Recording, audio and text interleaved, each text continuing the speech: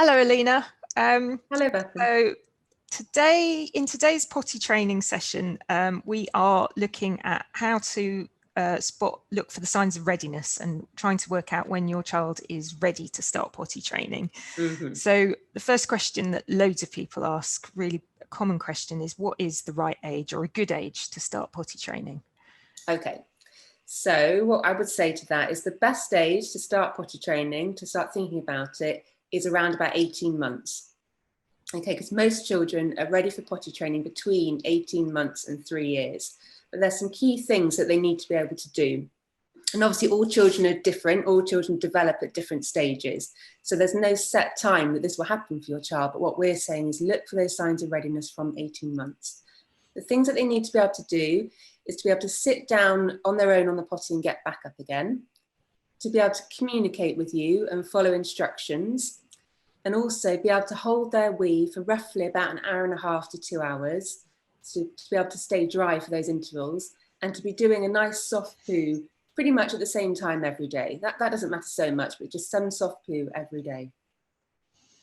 Okay, so there's quite a lot there actually, isn't there, once you sort of go through all of those stages. I mean, just picking up on one of the things you said was about knowing when your child is taking between an hour and a half and 2 hours between their wees. How do you work that one out? That's a really good question, yeah, because part of why we think that some children are taking a bit longer to potty train is because they're in nappies, and of course modern nappies are so well designed, they're so absorbent that it's very hard to tell sometimes if your child's actually done a wee. So to get around that, a really good trick is to use some good quality kitchen roll. You only need a couple of sheets, fold them up and place them inside your child's nappy. And then just check every 20 minutes or so to see whether or not it's damp. So if you check it every 20 minutes, you can then just note down when they've done a wee, and that will help you to be able to chart the gaps that they're having. It will also give your child a wet feeling so that they are able to begin to make the connections with when they release the wee, what that feels like, and what they're going to need to do to stop the wee before they're in the right place. So it's useful in two ways. Okay, so that's with modern sort of disposable nappies, isn't it? I guess if you're using reusable nappies, maybe you're not going to have that issue, are you? Because generally they give that feeling of wetness, don't they? Yeah, because the child, they're in a material that will feel damp. Even though you can put those absorbent liners in, they're not nearly as absorbent as the crystals that they put in the modern nappies. Okay, so that's the wheeze. What about poos? Is there sort of signs to look for there about sort of frequency or regularity or whatever to see? I mean, the main thing, so that's a really good question, because the main thing that you want to check when you're looking at readiness for your child is that they're not constipated. And we know that constipation in children is really common. So 1 in 3 children will struggle with constipation at some point in childhood, and toddlers particularly are prone to constipation. It can happen for all sorts of different reasons. But you really want to make sure that your child is not constipated, and if they are, that you've sorted it out before you start potty training, because potty training is all about that child being able to recognise their body's own signals. And if they're constipated, they won't be getting a reliable poo signal. So it makes it really, really challenging. So just like you use the kitchen roll trick to chart your child's wheeze, we would suggest that just for a couple of days, you note down, keep a poo diary. So you just note down how often your child's going and what the poos look like. Children that are constipated, typically they're pooing either more than 3 times a day, or they're going fewer than 4 times a week. They might be doing lots of soft poo or hard poo, like little rabbit dropping type things. What we're wanting to see in a child that's not constipated is nice light brown sausage shaped poo, ideally once a day, once or twice a day. Okay. So some of the other signs that you talked about were sort of looking for cues from your own child. Now, if at the younger age of that, when they're 18 months, it might not be quite so verbal. So what kind of signs might your child be showing you if they're not actually saying, I want to stop wearing my nappy, or I want to use the toilet? Yeah, and I think that's what a lot of people think, is that their child at some point will probably say, I don't want to wear a nappy anymore, or indicate and perhaps even take the nappy off, which some children will do, but of course not all children, and particularly children with additional needs if their speech is delayed. There are other cues that you're looking for, and that's just things like taking the nappy off, going away to hide to do a poo is particularly common, or just sort of stopping what they're doing as they're noticing that they need to do a poo, perhaps crouching, that kind of thing. So there's lots of different cues that you can look out for. And it's quite good as the adult, isn't it, to let them see what you're doing when you go to the toilet. You know, I go to the bathroom, I sit on the toilet. This is copy what mummy or daddy is doing. Just to kind of normalize it, I guess. Yeah, so once you check those signs of readiness, that is the next thing to be doing, which is preparing your child. And to be honest, you can be doing that from way earlier than 18 months. I mean, 18 months is just the sort of average age for children developmentally, a good time to start. But that's not to say that younger children won't be able to be potty trained, but you can do all of that sort of prep work right in really young children. And yeah, exactly as you say, Beth, and it's things like just being open about the fact that mummy and daddy do wheeze and poos, let them see, so it just becomes a normal part of life. It's not something to be frightened of. When you're changing their nappy, show them the contents of the nappy so that they're able to make that connection between, you know, what their body is doing, get them involved in helping to tip the poo into the toilet and flushing it away, talking about, oh, your nappy's wet now, or, you know, it's dry. It's all part of teaching them, because potty training is a skill, just like teaching children to, you know, brush their teeth and all the things that we do to help children learn to talk, like reading to them and singing to them.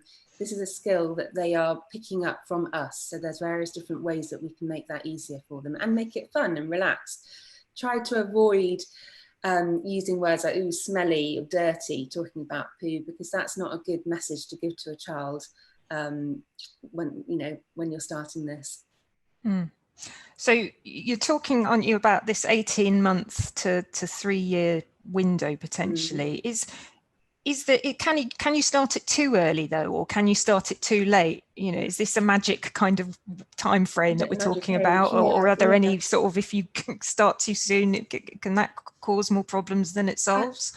Yeah, it's something that people worry about. Are they either starting too early or too late? But it can be quite interesting to think that actually in a lot of cultures, they potty train successfully from birth. In Vietnam, for example, it's called elimination communication. And it does rely on very, very close and constant contact with the baby, and clothes often that are adapted so that they will have like little poppers on their clothes and things.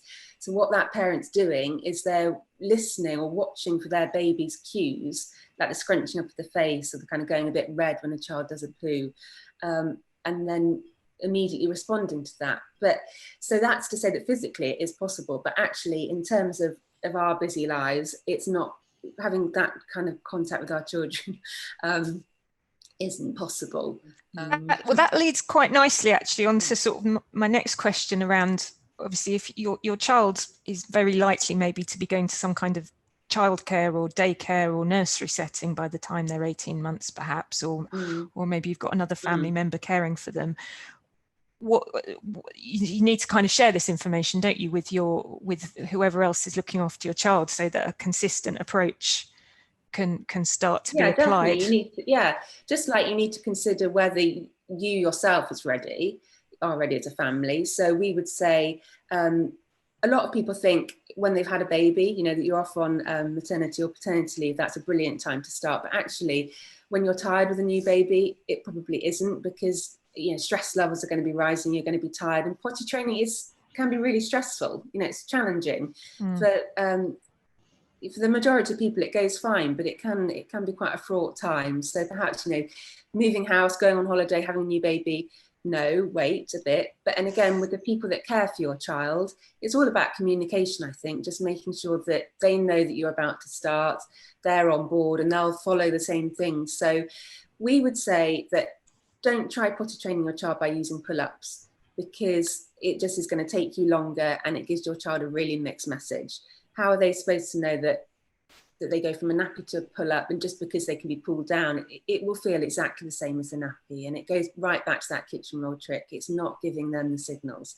It's not giving them the sort of end result of that wee being in the pants or on the floor. The pull-up is there. So I won't keep labouring that, but it's, yeah, so you just want to check that at nursery, for example, or a childminder, that they're well set up and they can follow the same routine and give your child a completely consistent message. Okay. Because that's what's going to help it go the best it can for everybody. Right. Thank you. Right now, and is there any difference in approach between girls and boys? Difference in approach, what, that parents should have a different approach? Yeah, is there some fundamental difference that mean boys naturally potty train later than girls? Or yeah, I think if you Googled it, you'd probably find lots of different articles saying, oh, boys are harder than girls. I think it's just anecdotal. We're not aware at ERIC of any evidence that says that you should approach potty training differently or that boys do take longer. What we think may be happening is that because boys are encouraged to do standing up wees, perhaps before they're quite ready to, then they do that, but it's far better way of emptying your bladder is to be sitting and squatting on a toilet or a potty. So perhaps little boys aren't fully emptying their bladders, but also when you squat, it's much easier to push a poo out. So perhaps those little boys are getting constipated potentially because they're not squatting, or they're just not squatting and feeling the need to do a poo. So they could have been pushing their poo out a bit sooner had they been doing some more sits.